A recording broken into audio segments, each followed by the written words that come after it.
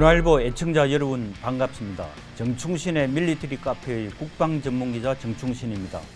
지난주에 이어서 김태준 한반도 안보 문제 연구소장님 모시고 강대강으로 치닫고 있는 미국 이란 전쟁에 대해서 이야기 나눠보도록 하겠습니다. 소장님 안녕하세요. 네, 안녕하십니까. 8일로 인프라 타격 유예 기간이 끝납니다. 트럼프가 전쟁을 확대할까요? 아니면 종료할까요?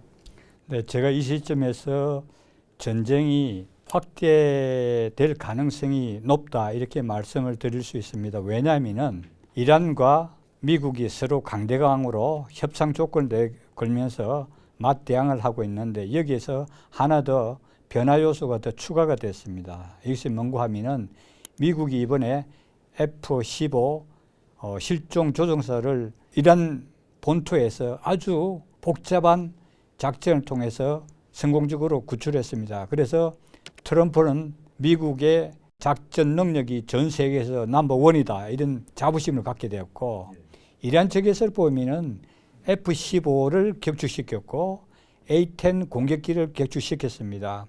이렇게 보면 이란이 그동안 트럼프가 자랑했던 대공 방어 체계가 무너졌다고 했는데 이란은 여전히 살아있고 심지어 미국의 전투기와 공격기를 격추시켰기 때문에 더 강력하게 대항할 수 있는 환경이 조성됐다 이렇게 믿고 있습니다. 그래서 이런 조건들이 그동안 진행된 강대강보다 또 한층 더 올라가는 협상 조건을 가지고 있습니다.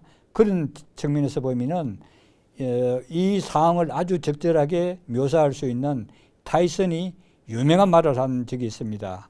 모든 사람들이 링 위에 올라가기 전까지는 계획을 갖고 있지만은 급소 한 방을 맞게 되면은 그 계획이 깨지고 무너진다. 이것을 미국과 이란에 적용시키 보면은 트럼프는 이란의 핵심 급소를 한번 공격을 해야 이란이 저항적인 협상 자세를 변할 수 있을 것이다. 그런데 이란 측에서 보면은 강경 세력들이 또 마찬가지로 여기서 미국의 요구하는 조건에 수용을 하게 되면은 자기들이 현재 지도 체제를 유지할 수 있는 그런 명분이 상실된다. 그래서 강대강인데 이것을 깨기 위해서 트럼프는 이미 군사적으로 직결시켜 놓은 이 군사력을 이용해서 기간 산업이라든가 핵심 요소를 급소를 한 번 정도는 칠 수밖에 없다. 그런 차원에서 전쟁은 확대될 수밖에 없다. 이렇게 생각합니다.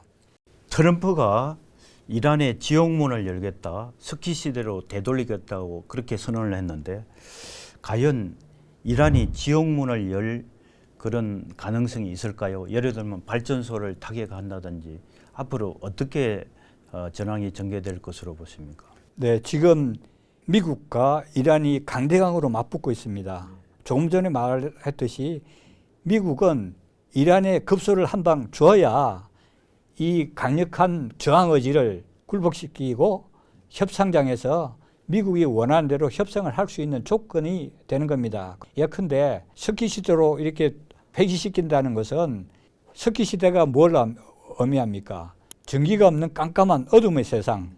그래서 전기가 없으면은 이란의 모든 것이 정지될 수 있습니다. 전기가 없으면은 수도가 안 돌아가고 공장이 안 돌아가고 심지어 유전까지 제휴를 할 수 없는 조건이 됩니다. 그리고 일상생활에 있어서는 공장이 안 돌아가고 시민들의 가정에 불이 안 들어오고 냉장고가 안 켜지고 세탁기가 안 돌아가고 일상생활이 불편해지면 이것이 전부 다 이란의 신정체제로 압박을 가하게 되며 이것이 결국은 미국이 이란으로 하여금 협상장에 나올 수 있는 강력한 지렛대가 될 수 있다. 그래서 이 상황을 타개하기 위해서는 트럼프가 반드시 뭔가 이란에 급소를 쳐야 된다. 그런 급소가 뭐냐? 그런 측면에서 보면은 발전소가 가장 효과적인 급소에 해당된다. 이렇게 생각합니다. 그 발전소 타격 시 국제법 위반에 대한 국제사회의 비난 여론이 아주 커질 것으로 예상됩니다. 그렇다면 전격적으로 모든 발전소를 타격하는 게 아니라 뭐 부분적으로 한다든지 뭐 그럴 가능성이 있을 것으로 보십니까?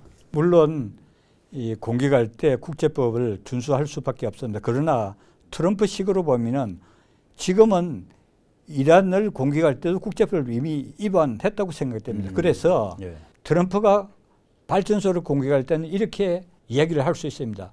군사적으로 사용되는 전기가 군사시설에 적용되지 못하도록 발전소 이 부분을 공격했다. 그런 차원에서 보면 큰 발전소보다는 일종의 군시설 근처에 있는 이런 발전소를 샘플 케이스로 한번 공격해주고, 자, 이렇게 공격했는데 다음에 다시 고분고분해지지 않으면 또 더 큰 걸 공격하겠다, 이런 식으로 경고를 보내면서 적은 것에서부터 큰 것으로 하나씩 일종의 살라미식 공격 방법을 통해서 이란의 경고성 메시지를 강력하게 발할 수 있다, 이렇게 생각합니다. 소장님, 뭐 속단하긴 이러지만 이란과 트럼프 중 누가 승자가 될 것으로 보십니까? 네. 지금 종전을 한다 하더라도 이란이 승리했다고 그러고 미국도 승리했다고 할 겁니다. 둘 다. 또 한 달 뒤에 전쟁이 끝난다 하더라도 이란은 이겼다고 주장할 것이고 미국도 주장할 것입니다. 그런데 여기에 주장의 조건이 있어요. 이란은 호르무즈 해협을 통제해야 돼요. 이 통제권이 넘어가면은 그 주장을 못 하겠죠. 그런데 미국 쪽에서 보면 이란이 갖고 있는 호르무즈 해협 통제권을 뺏을 수 없기 때문에 트럼프가 호르무즈 해협은 이용하는 유럽하고 아시아 국가들이 당신들이 책임져, 이렇게 말하는 겁니다. 그래서 제가 말씀드린 거는 이란은 마지막까지 호르무즈 해협을 통제해야 이겼다고 주장할 수 있고, 트럼프는 이미 핵시설, 탄도미사일, 그리고 상당한 군사 능력을 무력화시켰고 신정체제 최고에 있는 수반을 2명이나 제거시켰습니다. 그래서 트럼프는 충분히 지금이라도 승리를 주장하고 나갈 수 있습니다. 그런데 이제 이것을 좀 더 명분을 가지고 정치적으로 화려하게 포장하기 위해서 지금 이런 수순을 밟고 있다, 이런 생각을 합니다. 호르무즈 해협에 대한 통제권을 이란이 계속 가지게 될 경우에 통행료를 지나치게 30억 원 이런 식으로 올리게 되면 중동 국가와 주변에서 많이 반발하게 될 건데, 이제 그때부터 다시 다른 상황이 전개가 되겠네요. 물론 그렇죠. 그런데 국제사회가 모여서 통행료를 내라고 이렇게 얘기를 하면 이란 측에서는 답변할 수 있는 새로운 변명거리가 생겼어요. 왜?